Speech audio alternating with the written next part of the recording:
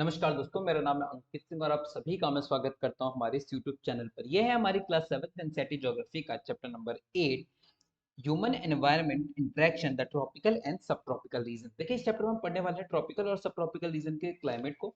उसके बाद हम पढ़ेंगे ट्रॉपिकल और सब ट्रॉपिकल रीजन के इकोलॉजी को, पढ़ेंगे बायोडाइवर्सिटी को पढ़ने की कोशिश करेंगे और लास्ट में देखने वाले हैं कि यहाँ पर रहने वाले जो लोग हैं उनके लाइफ साइकिल कैसी है। चलिए शुरू करते हैं। देखिए, स्टार्टिंग में यहाँ पे एक रेणुका है, उसकी स्टोरी दी गई है। रेणुका का जो अंकल है वो ऑलमोस्ट 4 महीने के बाद घर वापस लौटे। ठीक है, वो क्या है, एक वाइल्ड लाइफ फोटोग्राफर है और वो एक जगह से दूसरी जगह ट्रैवल करते रहते हैं। ठीक है, रेणुका का जो इंटरेस्ट है वो बचपन से ही वाइल्ड लाइफ और फॉरेस्ट के बारे में है। उसको बचपन से ही वाइल्ड लाइफ और फॉरेस्ट को जानने में बहुत ज्यादा इंटरेस्ट है। ठीक है, रेणुका's interest in wildlife and forest began at the early age। ठीक है, when her uncle introduced, देखिए उसका इंटरेस्ट कब जागृत हुआ, जब उसके अंकल ने उसको एक बुक से इंट्रोड्यूस करवाया, pictures of distant lands and people. उसको उस बुक में कौन सी पिक्चर्स थी, पीपल ऑफ डिस्टेंट लैंड, अलग अलग जगह के रहने वाले लोगों की पिक्चर्स थी। ठीक है, and who lived there always fascinated, ये ऐसी जो पिक्चर्स थी वो उसको क्या करती थी, हमेशा से फैसिनेट करती थी। Now in these pictures Renuka you can see people from the different parts of the world. देखिए उस पिक्चर में different part of the world के लोगों की पिक्चर्स थी। ठीक है, सम फ्रॉम ड्राई डेजर्ट, देखिए कुछ कहां से थे, ड्राई डेजर्ट के लोग थे, कुछ थे फ्रोजन लैंड्स के लोग थे और कुछ थे हॉट वेट रेन फॉरेस्ट के लोगों की फोटोज उसमें थी। ठीक है, you look so different from me, ठीक है, sorry, they look so different from me, वो कहती है कि ये लोग मुझसे काफी ज्यादा डिफरेंट दिखते हैं। ठीक है, ऑब्जर्व रेणुका, रेणुका ने ऑब्जर्व किया ये, they may also look different but they share same basic needs of life, food, clothing and shelter, explain Shrikant uncle. Shrikant uncle उससे कहते हैं कि ये जरूर तुमसे अलग दिखते हैं लेकिन इनकी जो बेसिक नीड्स हैं सेम है जैसी तुम्हारी हैं। रोटी कपड़ा मकान वाली जो बेसिक नीड्स हैं तुम्हारी और उनकी बिल्कुल सेम है।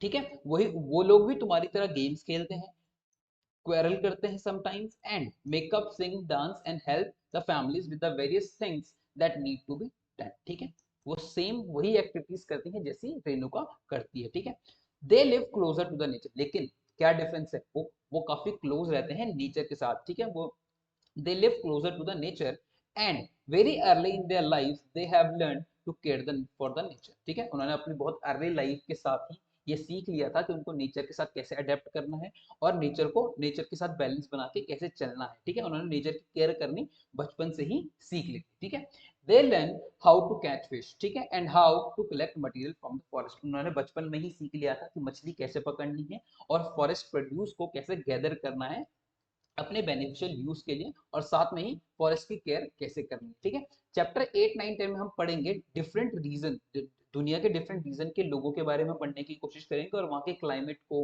वहाँ की बायोडाइवर्सिटी को देखने की हम कोशिश करेंगे। ठीक है, now life in the Amazon basin. अब देखिए हम यहाँ पे देखेंगे अमेजोन बेसिन की जो लाइफ है वो कैसी है। लेकिन अमेजोन नाम कैसे है, देखिए अमेजोन नाम कैसे है, यहाँ पे इसका डाटा दिया गया। जो स्पेनिश एक्सप्लोरर्स थे, जब उन्होंने साउथ अमेरिका की खोज की तो वो जाकर कहाँ पहुंचे, अमेजोन रिवर में जाकर जब वो पहुंचे, जब सी वॉयेज की शुरुआत हुई तो उन्होंने साउथ अमेरिका को ढूंढा। साउथ अमेरिका को ढूंढने के बाद वो रिवर अमेजोन में गए तो उन पर क्या होता, अटैक होता by the local tribe. Local tribe क्या करते हैं, उन पर अटैक करती है।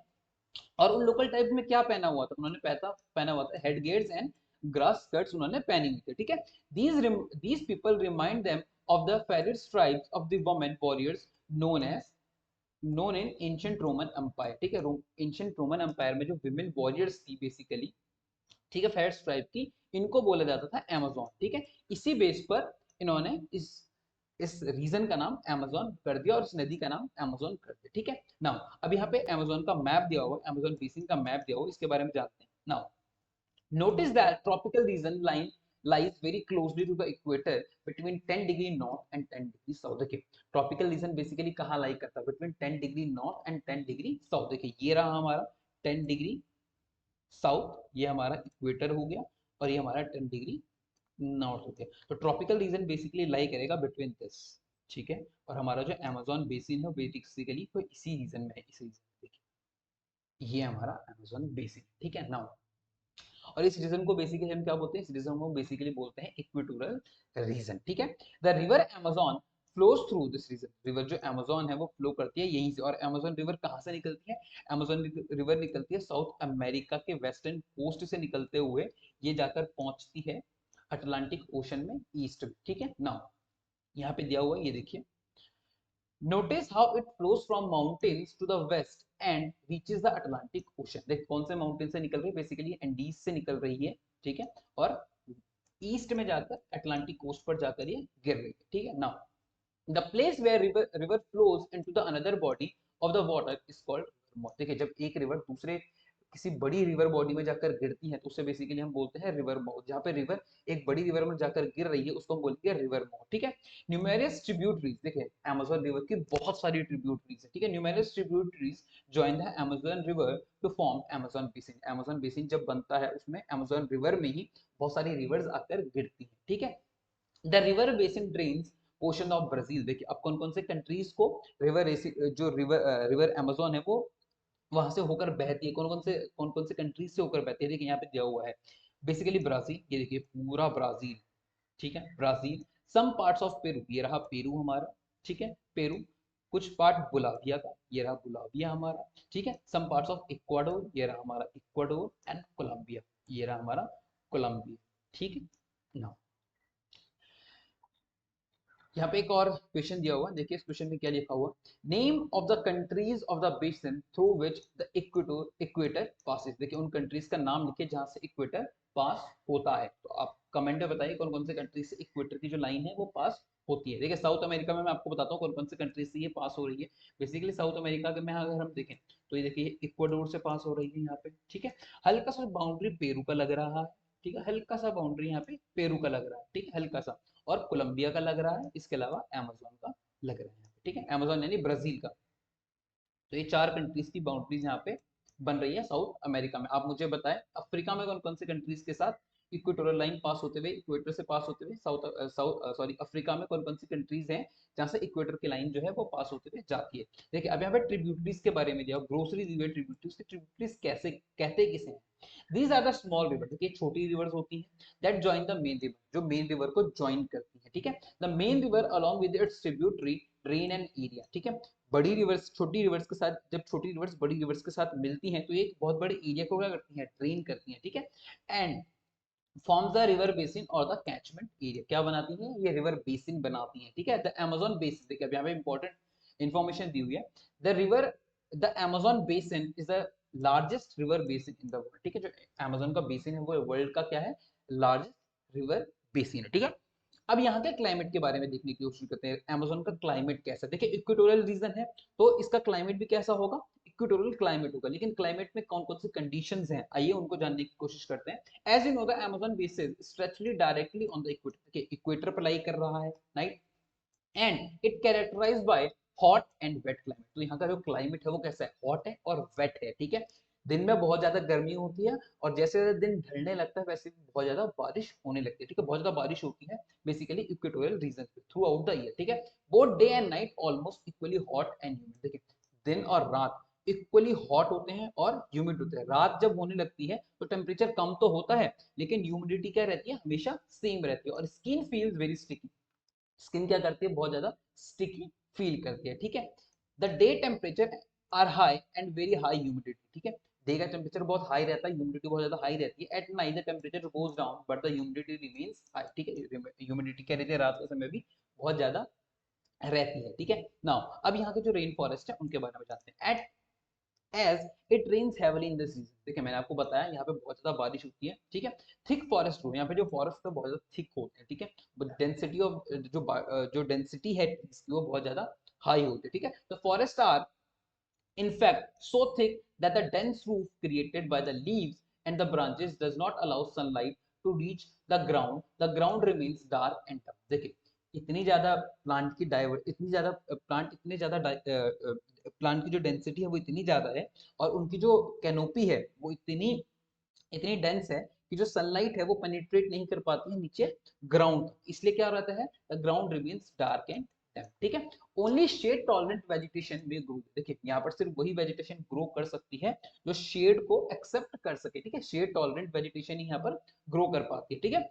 Orchids bromeliads grows as the plant parasite. अब देखिए बोरमिड्स क्या होता है, यहाँ पे इसका दिया हुआ है बोरमिड्स क्या होता है। Bromeliads are special plant that store water, bromeliads क्या होते हैं, स्पेशल टाइप के प्लांट्स होते हैं जो अपने अंदर वाटर को स्टोर कर सकते हैं, जिनकी जो बेसिकली उनकी लीव्स होती हैं ये अपने अंदर वाटर को स्टोर कर लेती हैं, ठीक है। Animals like frogs use their pockets of the water to lay their eggs. देखिए बेसिकली जो मेंढक होता है, जो फ्रॉग्स होते हैं, वो क्या करते हैं, इन पॉकेट्स का यूज करते हैं अपने एग्स को ले करने के लिए, ठीक है। The rain forest is rich in fauna. देखिए रेन फॉरेस्ट क्या होता है, रिच इन फौना भी होता है। बर्ड्स सच एज टॉकन्स, देखिए यहाँ पे टॉकन्स की इमेज दी हुई है, toucans, humming bird, macaw and there with brilliantly coloured plumes, ठीक है। प्लम्स मतलब पंख। इनके जो बर्ड्स, यहाँ पे जो बर्ड्स होते हैं बहुत ज्यादा खूबसूरत होते हैं, इनके जो पंख होता है बहुत ज्यादा खूबसूरत होते हैं, ठीक है। Over size bills for creating make them different from the birds we commonly seen in India। देखिए इनकी जो चोंच होती है, यहाँ के जो पंछी होते हैं, इनकी चोंच भी बहुत ज्यादा बड़ी होती है और ये काफी डिफरेंट होते हैं जो बर्ड्स इंडिया में आपको दिखते हैं। इंडिया में आपने देखा होगा छोटे चोंच वाली बर्ड्स आपको मोस्टली दिखती है, ठीक है। लेकिन यहाँ के जो बर्ड्स होते हैं, इनकी चोंच क्या होती है, बहुत ज्यादा बड़ी होती है, ठीक है। These birds also make loud sounds. देखिए ये बर्ड्स क्या करती है, बहुत ज्यादा जोर की साउंड्स भी क्रिएट करती है, ठीक है। एनिमल्स लाइक monkeys, अब यहाँ पे कौन कौन से एनिमल्स आपको देखने को आप मिलेंगे, मॉन्की मिलेगा आपको, स्लॉथ मिलेगा, एंड ईटिंग टैपरीज। देखिए ये रहा टैपरीज, ठीक है।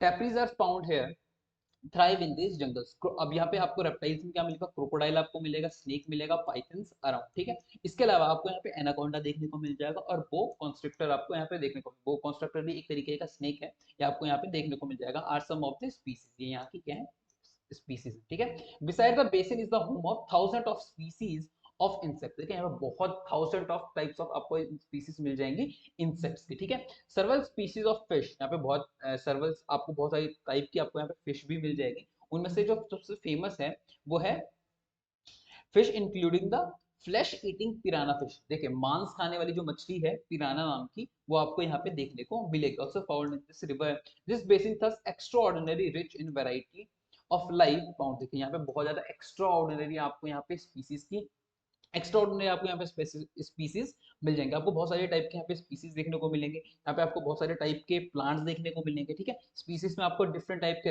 रेप्टाइल्स मिल जाएंगे, एनिमल्स मिल जाएंगे, इंसेक्ट्स मिल जाएंगे, बर्ड्स आपको यहाँ पे देखने को मिल जाएंगे। इसलिए क्या है, बहुत ज्यादा एक्स्ट्रा ऑर्डिनरी रीच है ये अपनी बायोडाइवर्सिटी में। नाउ अब यहाँ पे जो रहने वाले जो लोग हैं, इनकी इनके बारे में जानते हैं। People of the rain forest, people grow most of their food in the small areas after clearing some trees in the forest. देखिए फॉरेस्ट को वो क्लियर करते हैं और फिर छोटे से फॉरेस्ट को वो क्लियर करेंगे और फिर वहां पर कुछ उगाते हैं, उसी से वो अपनी बेसिक नीड्स को कंप्लीट करते हैं। While man Hunt the fish, ठीक है, मैन क्या करते हैं, Hunt the fish along the river, river में जाकर वो फिशिंग करते हैं या शिकार करते हैं नॉर्मल जंगल में जाकर, ठीक है। Women take care of the crops, women क्या करती है, जो क्रॉप्स उन्होंने उगाई है उसकी केयर करती है। They grow tapioca, pineapple and sweet potato. यहाँ के बेसिकली लोग क्या उगाते हैं, टेपियोका उगाते हैं, पाइनएप्पल उगाते हैं and sweet potato. As the hunting and fishing are uncertain, देखिए फिशिंग और हंटिंग तो अनसर्टेन है, कभी मिलेगा कभी नहीं मिलेगा। हंटिंग तो हमेशा पॉसिबल नहीं हो पाएगी, ठीक है, कभी जानवर आपको मिलेगा कभी नहीं मिलेगा। फिशिंग भी ऐसा ही है, कभी आपको फिश मिलेगी और कभी नहीं मिलेगी, ठीक है। It is women who keep their families alive, इसलिए जो बेसिकली भरण पोषण करती हैं यहाँ पर वो वुमेन्स करती हैं, ठीक है। By feeding them the vegetable, देखो जो वेजिटेबल वो उगाती है, विमेंस उगाती है, उन्हीं से परिवार चलता है बेसिकली, ठीक है। They practise slash and burn agriculture, basically यहाँ पे क्या करती हैं, स्लैश एंड बर्न एग्रीकल्चर करते हैं। स्लैश एंड बर्न एग्रीकल्चर होता क्या है, ठीक है, बेसिकली जिसे हम शिफ्टिंग कल्टीवेशन कहते हैं, यही स्लैश एंड बर्न एग्रीकल्चर होता है। यहाँ पे सिर्फ डू नो में दिया हुआ स्लैश एंड बर्न एग्रीकल्चर के बारे में, चलिए पढ़ते हैं। Is a way of cultivating land where the farmers clear a piece of land. देखिए फार्मर क्या करेगा, एक जंगल है, एक जंगल को, एक बहुत बड़ा जंगल है, जंगल का छोटा सा हिस्सा क्या कर देगा, वहां पे जो ट्रीज हैं उनको चॉप ऑफ कर देगा, ठीक है। चॉप ऑफ करने के बाद क्या होगा, वहां पर वो लोग जो छोटा जो फॉरेस्ट के जो रिमेनिंग पार्ट है उसको जला देगा, और वो जो जला हुआ राख है, बेसिकली जो राख है वहां पे एज अ फर्टिलाइजर उनके लिए काम करेगा, और वहां पर वो क्या करना शुरू कर देंगे, फसल को उगाना शुरू कर देंगे, ठीक है। Now these then burn which releases nutrition, देखिए मैंने जो आपको बताया, जैसे वो उसको जलाएंगे वो क्या करेगा, न्यूट्रिएंट प्रोड्यूस करेगा सॉइल में, ठीक है। Now crops are grown in the cleared field for the few years, देखिए कुछ समय के लिए वो वहां पर फसल उगाते हैं, लेकिन कुछ ही समय के बाद जब आप देखेंगे क्या होगा, फर्टिलिटी कम होगी, बिकॉज आप एडिशनल न्यूट्रिशन तो उसमें न्यूट्रिशन तो आप ऐड नहीं कर रहे हैं, तो कुछ समय बाद क्या हो जाएगी, फर्टिलिटी कम हो जाएगी। जैसे फर्टिलिटी कम होगी वो क्या करेंगे, उस जगह को छोड़कर दूसरी जगह पर जाकर सेम ट्रीज को चॉप ऑफ करेंगे, फिर उसको बर्न करेंगे और वहीं पर एग्रीकल्चर शुरू कर देंगे। और कुछ समय बाद देखेंगे जहाँ पे पहले उन्होंने चॉप ऑफ किया था फॉरेस्ट को, वहां पर नए फॉरेस्ट उगना शुरू हो जाएंगे और ये अपना एग्रीकल्चर वहां से, जहाँ पे दूसरी बार इन्होंने शुरू किया था, वहां से ये तीसरी जगह चले जाएंगे। इससे क्या होता है कि फॉरेस्ट भी हमेशा क्या रहता है, कांस्टेंट रहता है, एक जगह पे कट रहा है लेकिन दूसरी जगह पे आके दोबारा से उग भी जाता है। ठीक है, after repeatedly using the patch of the land the soil loses it's nutrition, so it is abundant. ठीक है, कुछ समय बाद सॉइल की जो फर्टिलिटी है वो कम हो जाती है जिस लैंड पे वो फार्मिंग कर रहे थे। Then they clear the another plot of the land to plant. ठीक है, in the mean time young trees grow in the old field. देखिए ये है इंपॉर्टेंट चीज यहाँ पे, जब वो पुराने वाले हिस्से को छोड़कर गए थे, जब तक वो नए वाले हिस्से में अपना एग्रीकल्चर शुरू करते हैं, तब तक पुराने वाले फील्ड में क्या हो जाते हैं, नए ट्रीज ग्रो हो जाते हैं। इन दिस वे सॉइल की फर्टिलिटी क्या हो जाती है, ऐसे रिस्टोर्ड हो जाती है। People can then return to it and start cultivating it again. The staple food is manioc. ठीक है, यहाँ का जो स्पेशल फूड है मैन्योक है, जैसे हम कसावा भी कहते हैं, that grows under the ground like potato. ये कैसे उगता है, जैसे आलू उगता है वैसे ही कसावा भी आपका उगता है। ठीक है, they also eat they also eat queen ants and egg sacs. Basically ये चींटियों को खाते हैं, और चींटियों के जो छोटे छोटे अंडे होते हैं बेसिकली ये इन्हें भी खाते हैं। ठीक है, cash crops like coffee, maize and cocoa are also grown here. ठीक है, ये लोग बेसिकली कैश क्रॉप्स में कौन कौन से क्रॉप्स उगाते हैं, कॉफी को उगाते हैं, मेज को उगाते हैं और कोकोआ को उगाते हैं। ठीक है, the rain forest provide a lot of would for the houses. देखिए अब रेन फॉरेस्ट है, वहाँ पे जंगल है, वहाँ पे ट्रीज भी बहुत सारे होंगे, तो बेसिकली रेन फॉरेस्ट क्या प्रोवाइड करते हैं, हाउसेस के लिए बहुत सारी लकड़ी भी प्रोवाइड करते हैं। ठीक है, some families live in thatched house shape like beehives. देखिए सम फैमिलीज कैसे रहती है, बिहेव लाइक, जो शेप्स होती हैं इनके घरों में रहती हैं। ठीक है, there are other large apartment like houses called maloca. Large जो अपार्टमेंट लाइक हाउसेस होते हैं उनको क्या बोलते हैं, यहाँ पे मेल्योका बोलते हैं। ठीक है, मेल्योका बोलते हैं। विद द स्टीपी स्लांटिंग रूफ, इनकी रूफ क्या है, थोड़ी सी स्लांट होती है, ऐसे कुछ होती है, और ये काफी लंबे ऐसे मिलेंगे आपको, ऐसे कुछ इस तरीके से। ठीक है, now life of the people of the Amazon basin is slowly changing. देखिए जो अमेज़न में रहने वाले जो लोग हैं उनकी लाइफ क्या हो रही है, धीरे धीरे चेंज हो रही है। In the older days the heart of the forest could be reached only by navigating river. तक पुराने जमाने में जब आपको रिवर जंगल के बीच में जाना होता था, आपके पास एक ही जरिया था जाने का, वो था रिवर। रिवर में आप बोट रखते और आप रिवर के स्टार्टिंग से लेकर आप एंड तक या जंगल के बीच तक आप रिवर के थ्रू ही पहुंच सकते थे। लेकिन प्रेजेंट डे में क्या हो रहा है, फॉरेस्ट को कट किया गया है। ठीक है, क्या बनाया गया है, in 1970s Trans Amazon Highway made all parts of the rain forest accessible. Trans Amazon Highway जब से बनाया गया है तो अमेज़न का हर पार्ट क्या हो गया, एक्सेसिबल हो गया। ठीक है, aircrafts and helicopters are also used for reaching various places. Aircraft का यूज हो रहा है, हेलीकॉप्टर्स का यूज हो रहा है अमेज़न के डिफरेंट पार्ट्स को रीच करने के लिए, वहां पर पहुंचने के लिए। ठीक है, the indigenous population was pushed out from the area and forced to settle in the new areas where they continue to practice their distinctive way of farming. देखिए जो इंडिजिनस पॉपुलेशन यहाँ की, यानी वहाँ की जो ओरिजिनल पॉपुलेशन थी, वहाँ के जो ओरिजिनल इनहेबिटेंट्स हैं, उनको मजबूर किया जा रहा है कि वो जगह छोड़ दें और दूसरी जगह पर जाकर शिफ्ट हो जाए। बिकॉज वहां पर वो क्या करना चाहते हैं, बेसिकली वहां पर वो क्या करना चाहते हैं,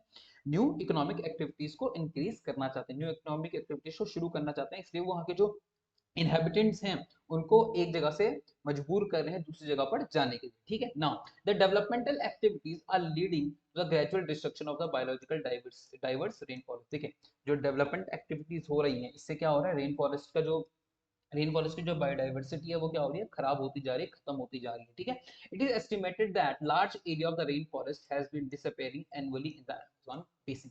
देखिए बहुत बड़ी अमाउंट में, बहुत बड़ी मात्रा में क्या हो रहा है, रेन फॉरेस्ट का जो हिस्सा है वो कम होता जा रहा है धीरे धीरे। और हर साल जब डाटा आता है तो दिखता है कि बहुत बड़ा पैच जो है वो कट ऑफ चॉप ऑफ हो चुका है अमेज़न बेसिन का। ठीक है, you can see that this destruction of the forest has a much wider implication। ठीक है, नाउ यहाँ पे इंपॉर्टेंट लाइन दी है, the top soil is washed off away as the rains fall and the lush forest turns into the barren. देखिए बारिश की वजह से जो सॉइल होती है वो बह जाती है, सॉइल की और जो फर्टिलिटी है वो खत्म हो गई, तो जो यहाँ की जो जमीनें हैं वो फॉरेस्ट की जगह कैसे दिखने लगी हैं, वो बंजर होने लगी है। जैसे जैसे फॉरेस्ट को यहाँ से काटा जा रहा है, ये जो जमीनें हैं ये बंजर होने लगी। ठीक है, नाउ देखिए अब हम देखने वाले हैं life in the Ganga Brahmaputra basin. ठीक है, देखिए तो गंगा और ब्रह्मपुत्र के ट्रिब्यूटरीज हैं इंडियन सब कॉन्टिनेंट में, ये मिलकर बनाती है गंगा ब्रह्मपुत्र का बेसिन इन इंडियन सब continent.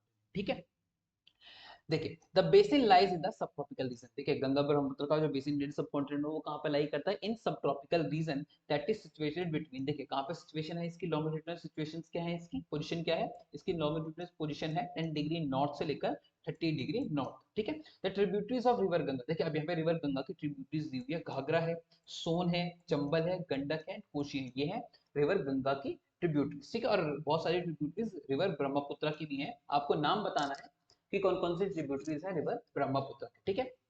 The planes of Ganga, देखिए जो गंगा के प्लेन्स हैं और ब्रह्मपुत्र के जो प्लेन्स हैं, the mountains and the foot hills of the Himalayas and Sundarban delta R the main features of the basin. देखिए गंगा के जो प्लेन्स हैं, गंगा ब्रह्मपुत्र के जो प्लेन्स हैं बेसिकली, उसके अलावा जो उनके फुट हिल्स हैं, इसके अलावा जो उनके डेल्टास हैं, ये इसके मेन फीचर्स। देखिए ये हिमालयन रीजन, ये इसके माउंटेन्स हो गए, ठीक है, ठीक है, ये इसके प्लेन्स हो गए, ये सारा ग्रीन वाला जो रीजन है ये इसके प्लेन्स हैं, right.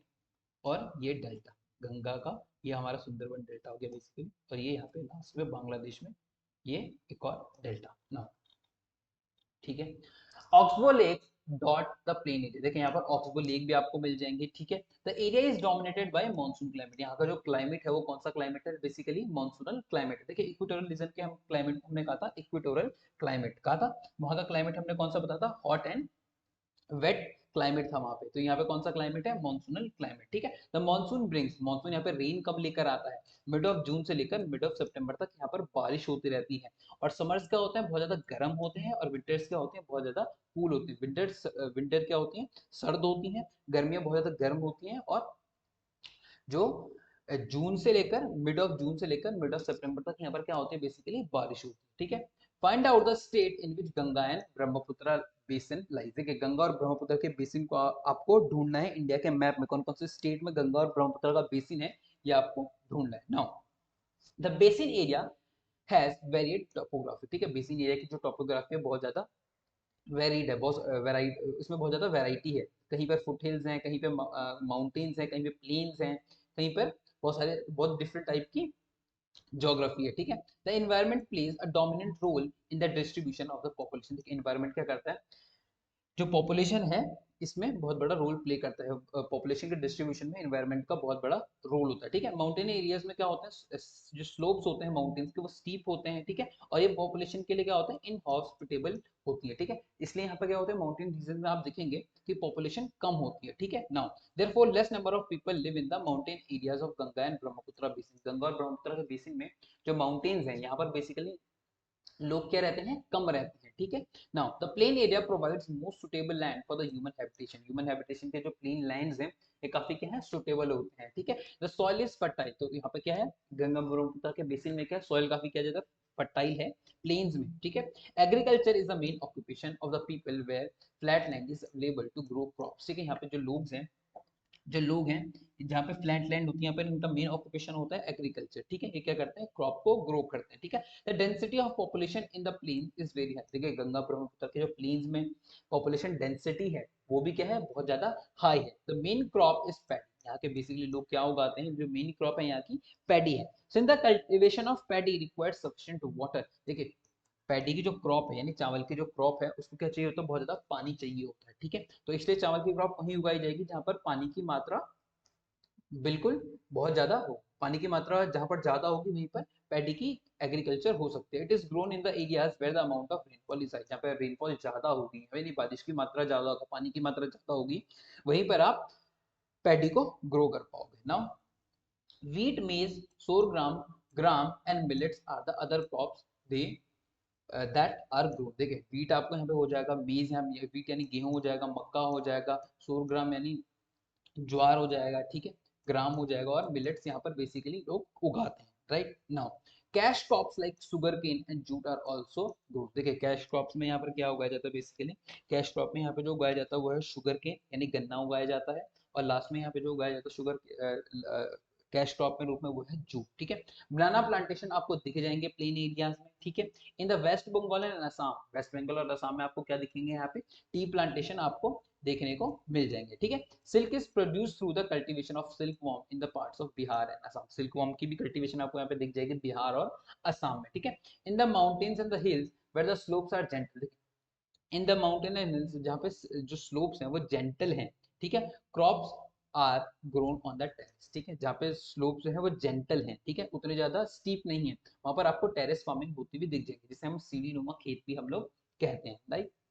Now the vegetation cover of the area varies according to the type of land. देखिए जो जिस तरीके का लैंड फॉर्म होगा उसी तरीके की वहाँ पे वेजिटेशन भी होगी। अब ठीक है, प्लेन्स एरियाज में आपको वो वेजिटेशन नहीं देखने को मिलेगी जो आपको माउंटेनियस रीजन में देखने को मिलेगी, राइट। इसलिए लैंड फॉर्म की जो लैंड अलग अलग लैंड फॉर्म पे अलग अलग तरीके की क्या होती है, वेजिटेशन भी होती है, ठीक है। In the Ganga Brahmaputra plain tropical deciduous trees are blue, ठीक है, जो प्लेन्स है गंगा ब्रह्मपुत्र के, वहां पर आपको कौन से फॉरेस्ट आपको देखने को मिल जाएंगे, बेसिकली ट्रॉपिकल डेसिडियस फॉरेस्ट आपको देखने को मिलेंगे, और यहाँ पे ट्रॉपिकल डेसिडियस ट्री ही आपको देखने को मिलेंगे, यहाँ पे होते भी वही है ट्रॉपिकल डेसिडियस ट्री, ठीक है। अलॉन्ग विद द टीक, कौन कौन से पेड़ होते हैं ट्रॉपिकल डेसिडियस ट्रीज में, कौन कौन से ट्रीज है यहाँ पे, टीक है, साल है, या पीपल आपको यहाँ पे देखने को मिल जाएगा, ठीक है। और ब्रह्मपुत्र के प्लेन्स में आपको क्या देखने को मिलेगा, thick bamboo groves are common, ठीक है, आपको बैम्बू बैम्बू यहाँ पे देखने को मिल जाएगा। The delta area is covered with the mangrove, देखिए डेल्टा एरिया में आपको क्या देखने को मिलेगा, मैंग्रोव आपको यहाँ पे देखने को मिल जाएगा। देखिए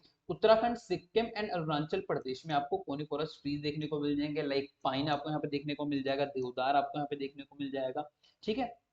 can be seen because the climate is cool and slopes are steep, देखिए ये प्लांट्स आपको यहाँ पे देखने को क्यों मिलेंगे, क्योंकि क्लाइमेट क्या है, बहुत ज्यादा ठंडा है, और जो स्लोप्स है वो काफी क्या है, स्टीप, यानी बहुत ज्यादा तीव्र ढाल है, ठीक है। Now there are variety of wildlife in the basin, देखिए इतना बड़ा इलाका है तो इतना बड़ा जोन है, तो इसमें जो बायोडाइवर्सिटी है वो भी क्या है, बहुत ज्यादा वेरिड है, बहुत ज्यादा बहुत डिफरेंट टाइप की आपको यहाँ पे वाइल्ड लाइफ भी देखने को मिल जाएगी, ठीक है। आपको एलिफेंट और tiger, elephant tiger deer and monkey are common, आपको ये कॉमनली दिख जाएगा, ठीक है ना।